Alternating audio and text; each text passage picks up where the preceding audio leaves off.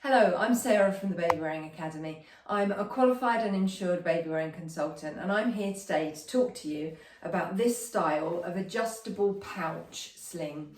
This one is branded We Made Me and labelled as the Suhu sling. You'll also see them labelled as BabaSling. And they get handed on a lot. You see them available on the marketplace selling sites. They get handed on by friends and family. You might find them in charity shops. And you know, like every other sling in the world, they're marketed as being the best one, the only one, all that jazz. Take it all with a pinch of salt. Different things suit different people in different ways. What I'm here to do is to talk to you about the safety aspects of using any sling or carrier. Obviously show you how to use it, but also talk about how to use it safely. What you want any sling or carrier to do is to help mimic the way you would hold your baby if you, and that's not how I would hold my baby, but the way you would hold your baby if you were holding them in arms. So if I might hold my newborns like this, that I like to use my left arm purely because then I can support their bottom and thigh. I'm very right-handed. This gives me my right hand free. So if I were just holding my newborn in arms briefly, I would possibly do this. If I wanted to hold my newborn in an upright position, then I'm going to position them like that on my body. And so I want a sling or a carrier that's going to mimic that position to allow me to have my hands free. That's all I'm looking for a sling or a carrier to do. What you find with a lot of slings, and with this style of sling does it a lot, is they say they offer a cradle position. So it works well for people who like to hold their babies in that kind of cradle position. They look at this and think, well, that's exactly what I want. Let me show you the difficulties with this style of sling. As if I pop it on across my body, you think, well, that's fine. I just lay the baby in there, right? So if I grab Robin, and then all I'm going to do is slide Robin down into that fabric. So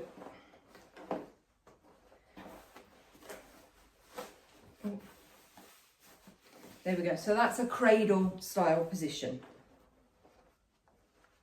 Now, the difficulty with this is, if I turn that way and you can see, the risk is that it will push Robin's head forwards at the back, where the fabric runs behind their head. It will push them forwards, and that can push their chin down onto their chest, and it can close their airway. Obviously, not what you want. What you're supposed to do is have that running around the back of their neck so that their head can drop slightly backwards, in exactly the same way you would have your arm in the crook of their neck so that they can lean their neck back. You're supposed to do that, but it's really awkward and it's so easy to get wrong. If I were walking around and that slipped back up over, then I'm back into that danger zone of Robin being squished with their chin on their chest. You've also got a lot of fabric here, so, you know, I mean, look.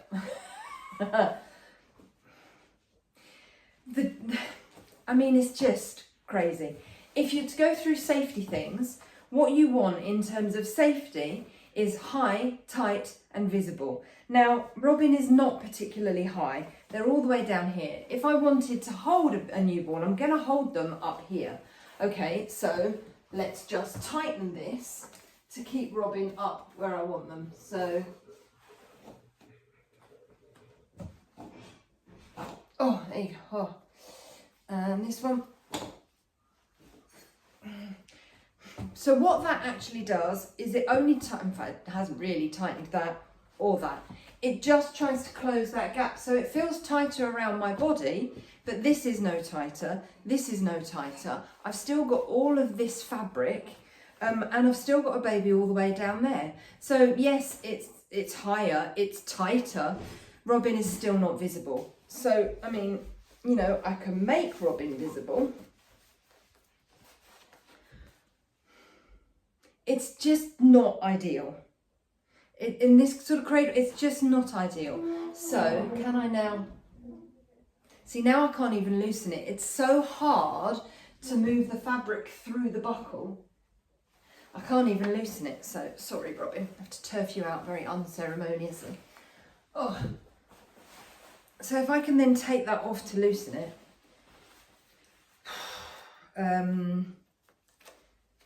right, okay. So now let's think about the possibility of trying to get an upright position. So I'm going to bring Robin up here,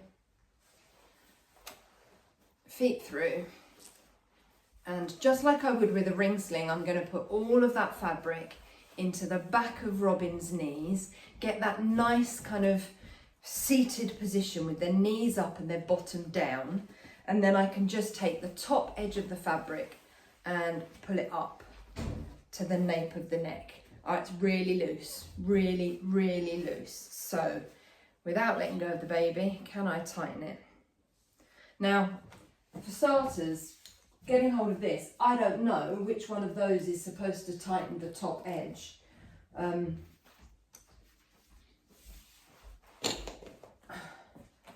Well, that's tightened significantly, but it's done nothing round here.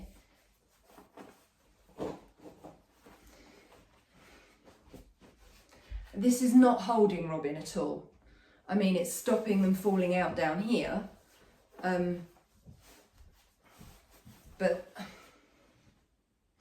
so again, let's go back to the safety stuff. Is Robin high? Yes, I have managed to get Robin nice and high. They're above my breasts, so up on the firm part of my chest, which is exactly what I want. Kissable. Are they visible? Yes. So this is now actually not swamping them as much because I've managed to tuck so much of it up at the back of their knees. It's not swamping them, so they are visible, but you know, they still have, they're still swinging away from me. I can't put my hand on their head, do a little dip forward and not feel their body swing away from me. So they're not tight enough. They're not snugly held. There's all of this here. I can get my hand down there. I've got all of this space. So there is still the risk that if Robin had muscle tone and was a real baby, they could slump down into this sling, put their chin on their chest and close their airway. So I wouldn't be happy being hands-free in this style of sling because I can't get a safe carry. What I could do is I could have that holding Robin's weight here, and I could then keep a hand on them so that I am providing the snugness that they need. I can now be, I've got one hand free, so I could make myself a cup of tea like that, you know. So as a carrying aid, yes. As a hands-free carrier, unlikely with a newborn. Yeah. Let me wake you out again, Robin. Oh. Thank you. What you probably find is this style of carrier, as your baby gets bigger and you've then got a small or not so small toddler on your hands, again, using it as a carrying aid. Come here, Sam. Once you've got a child of this sort of size, you can use it to support you in that sort of hip position, you know, where you would normally put a baby of this sort of age on your hip. Right, so sitting on all of that fabric, so all the fabric is in the back of the knees, and then I'm just going to find the top edge and pull the top edge up.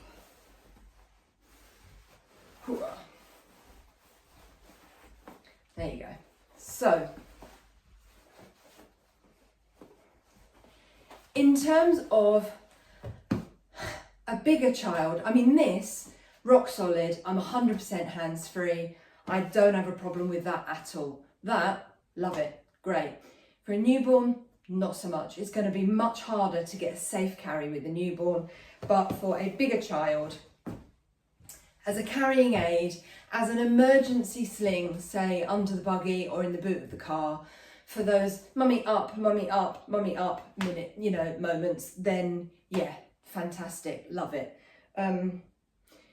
not so good for a newborn. So if you've been gifted one, stick it in the bottom of the wardrobe or in the loft or something, and hang on to it until you've got a baby of this sort of size. Then you might find it useful as a hip carry style sling.